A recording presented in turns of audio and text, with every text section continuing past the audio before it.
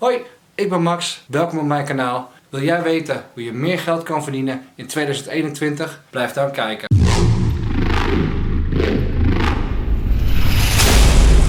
Dit is mijn eerste YouTube video en ik ga het hebben over iets waar nooit iemand genoeg van kan krijgen. Geld.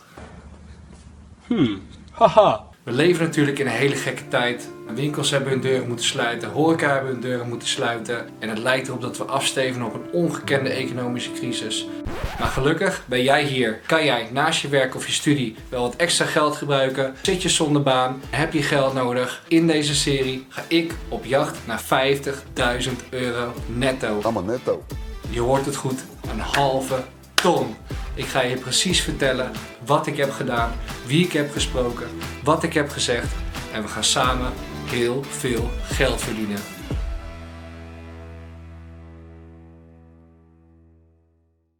Er zijn natuurlijk 1001 manieren om geld te verdienen. Voor deze eerste aflevering ga ik toch bekend terrein opzoeken. Ik heb dus in het verleden wel wat gedaan met inkoop en verkoop. Dat ga ik nu ook doen. Alleen, ja, ik heb geen geld om mee te beginnen. Dus we gaan toch kijken naar gratis spullen. Dat kan op verschillende manieren.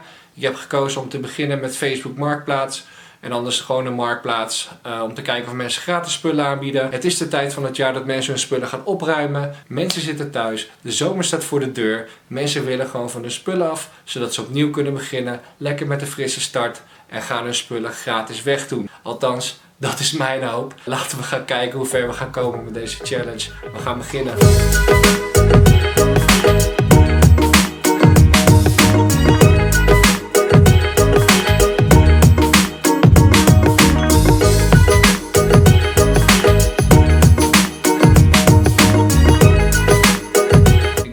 Zoeken in een aantal Facebookgroepen die gratis spullen weggeven. Alleen ja, de spullen die ik tegenkwam waren niet echt interessant voor deze situatie. Bijvoorbeeld deze accuboor. Gebruikt gereedschap is een uitstekende manier om geld te verdienen. Zeker in deze tijd als mensen tijd hebben om te klussen. Alleen omdat de accu niet werkte is het best wel lastig om een gratis accu te vinden die ook nog op dit model past. En dat is natuurlijk de uitdaging in deze challenge. En een nieuwe accu kopen is gewoon best wel prijzig. Dat is het ook weer niet waard. Dus deze ging helaas aan maar voorbij. Ja, dit aquarium, ja, super vet. Ik heb geen idee wat het oplevert, maar het ziet eruit alsof het zeker wel geld zou opleveren. Alleen het is gewoon veel te groot en onhandig om mee te nemen. Dus ook deze gaat helaas aan me voorbij. Ja, hier viel mijn ogen ook gelijk op. Dit zou super interessant kunnen zijn voor een verzamelaar of bijvoorbeeld voor kinderen die hiermee willen spelen. Alleen je ziet al, het neemt ook best veel ruimte in. Het is een best wel een grote bak. Het is allemaal een beetje vergaan, dus het is allemaal vergeeld. Ik zie wat losse hoofdjes liggen en ik kan het misschien wel schoonmaken, maar ja, Snoopy is geen Disney. Disney is echt wel een naam waar je nog eventueel wat geld voor kan krijgen bij verzamelaars. Maar in dit geval, ja, weet ik het gewoon niet. Dus ook niet dusdanig interessant dat ik denk dat moet ik nu in huis gaan halen. Ja, dit was echt een topper. Helaas was ik hier al te laat voor. En moet ik zeggen dat dit ook waarschijnlijk wel heel veel ruimte gaat innemen. 16 TL bakken, ze gaan voor ongeveer €20 per stuk op Marktplaats weg. Dus dat zou een geweldige opener zijn voor deze serie. Maar helaas hier hebben we misgegrepen. Dus ook deze gaat hem niet worden. Ook deze Technics versterker was al weg. Ja, super jammer. Versterkers gaan altijd wel voor een paar tientjes weg op Marktplaats. Ook redelijk snel. Dus ja, ook dit een gemiste kans. Ja, dit was ook sick. Een 21-delige antieke servies set. Ja, ik vind het er echt dope uitzien. Ik heb geen idee wat zoiets oplevert nogmaals. Maar ja, dit ziet eruit als geld. Ik had het heel graag willen overnemen. Maar hier waren al zoveel reacties op binnen korte tijd. Daar kwam ik gewoon nog niet tussen. Heel erg jammer. Want dit zou echt een super leuke opener zijn ook. Maar ja, het mocht er meer niet worden. Op dit punt werd ik toch wel een beetje wanhopig.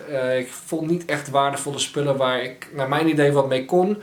Het was of te groot of niet waardevol genoeg. Ik ben er vol voor gegaan. Ik heb iets van 20 Facebookgroepen toegevoegd. Ik heb notificaties aangezet. Ik heb continu ververst. Maar het gaat zo verschrikkelijk snel. Je moet echt even mazzel hebben dat er wat moois op komt te staan. Uiteindelijk heb ik ervoor gekozen om mijn tactiek aan te passen. Ik ging niet meer scrollen.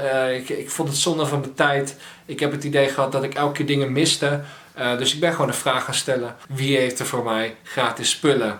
Onder het mom van een projectje heb ik gevraagd om VHS-recorders, Gameboys, DVD-spelers, CD-spelers, al dat soort dingen. Een beetje uit de jaren 90, spullen die niet meer in de winkel te koop zijn.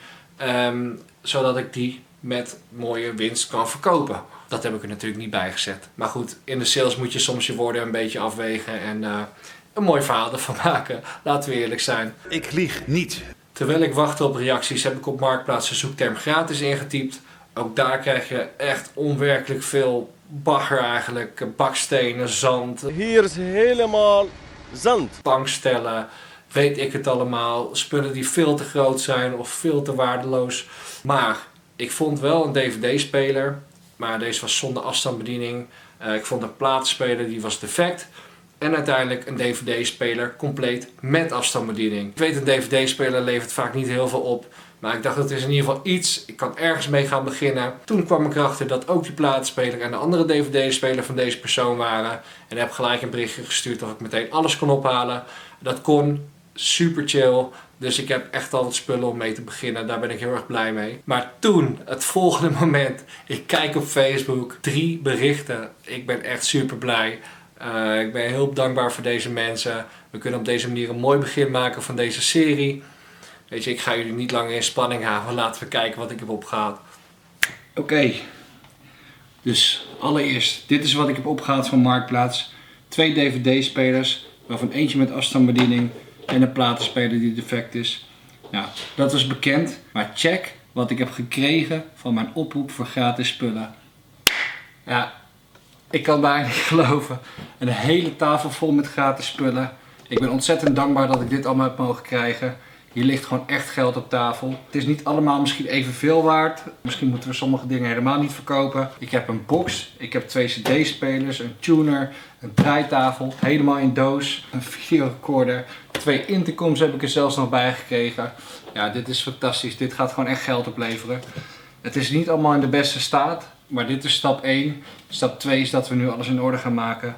Dus we gaan het even schoonmaken, we gaan het even testen. We gaan kijken wat we wel en niet op Marktplaats gaan zetten. En dan gaan we de foto's maken. Dus stay tuned.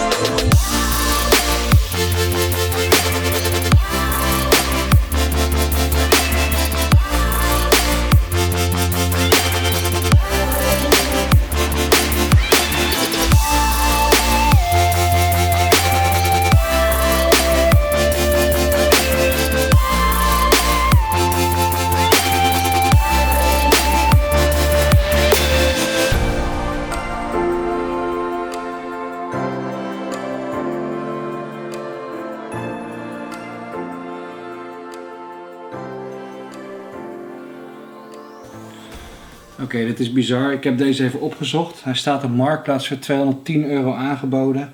2 weken geleden het hoogste bod is uitgebracht op €125. Ja, volgens mij kunnen we hier alleen al €100 voor vangen. Dus dat is echt een onwerkelijke verrassing. En dat ik dit gratis heb gekregen, bewust of onbewust, ik ben er super blij mee. Ik ga beginnen met deze schoon te maken. Om hem schoon te maken heb ik alcohol, een zachte doek en oorstokjes, wattenstokjes. Ja, laten we beginnen met poetsen, zou ik zeggen.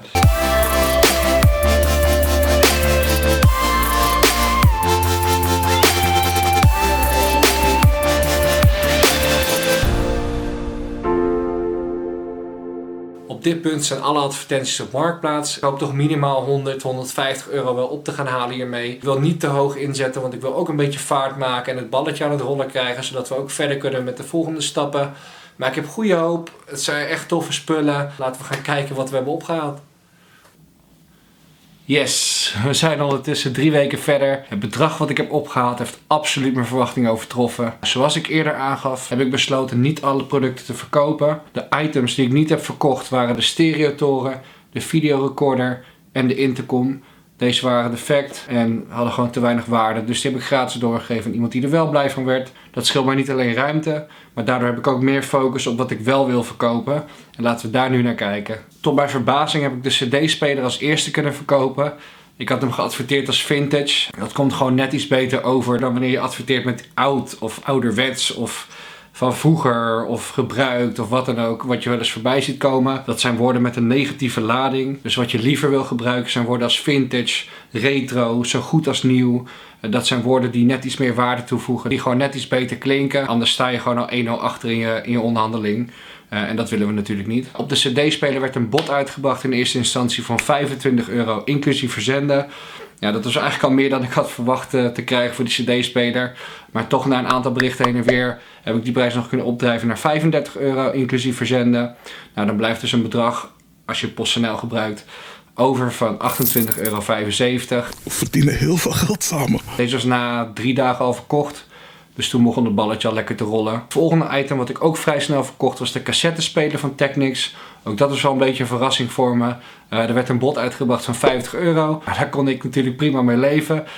Dus ik was akkoord gegaan. Uiteindelijk bleek er wel iets mee aan de hand te zijn. Ik heb namelijk de producten wel getest. Maar ik heb ze voornamelijk even aangezet en gekeken of alles draaide wat eventueel moest draaien en of alles open en dicht ging. Ik had helaas niet de spullen om alles tot achter de komma helemaal goed te checken. Nou, helaas in dit geval kwam dat negatief uit. Ik heb hem een optie geboden om €20 direct terug over te maken. Dus dan zou zijn aankoopbedrag op €30 komen.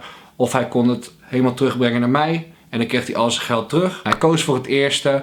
Ik denk voor hem ook wel een goede deal. En zo kon ik in ieder geval €30 bijschrijven. Nou, daarna kwam het grote geld. Althans, dat dacht ik.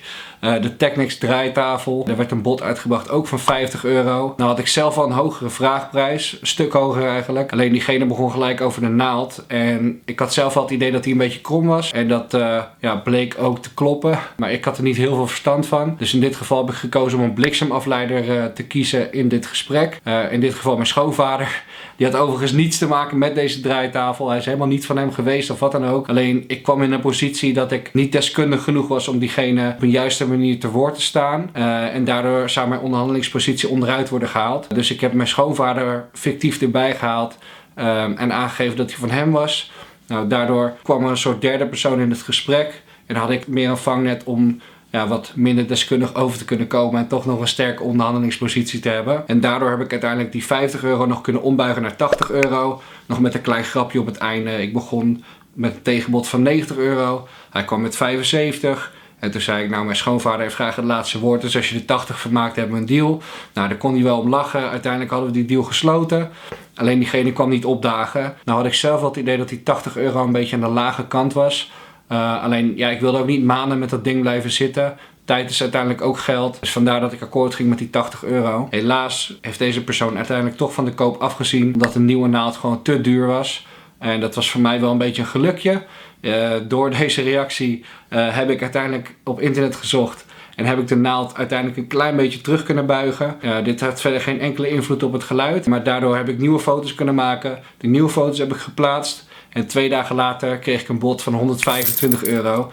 Dus ja, geluk bij een ongeluk kan je wel zeggen. Verder verkocht ik de Grundig DVD-speler voor de vraagprijs van €12,50. En de Pioneer platenspeler voor €40. Ja, ook die had ik eigenlijk wel wat hoger verwacht, maar kreeg daar gewoon geen enkele reactie op. Dus ik heb hem elke keer opnieuw geplaatst, de prijs iets verlaagd en uiteindelijk tot €40 gekomen. Nou, helemaal prima. Op dit punt zat ik dus al boven de €200. Dat was oprecht meer dan ik had verwacht. Dus ik was al super blij. Ik had alleen nog de tuner over en de DVD-speler zonder afstandsbediening. Deze heb ik samen uiteindelijk kunnen verkopen voor €45. Helaas bleek ook de tuner niet helemaal goed te werken. Dus ik heb die meneer dezelfde optie geboden. Hij koos ook voor de €20 terug. Dus €25 uiteindelijk nog bij kunnen schrijven. En daarmee komt het eindbedrag op €260,75. Klein beetje mazzel gehad natuurlijk met de spullen die je uiteindelijk krijgt. Dat hoort er ook bij.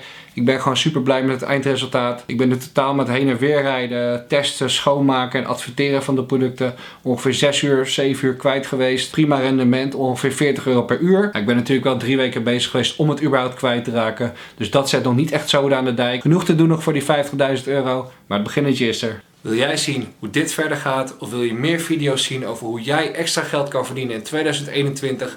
Abonneer, like deze video, druk op het belletje, al die dingen. Laat in de comments weten wat je van dit filmpje vond. En ik zie je de volgende keer.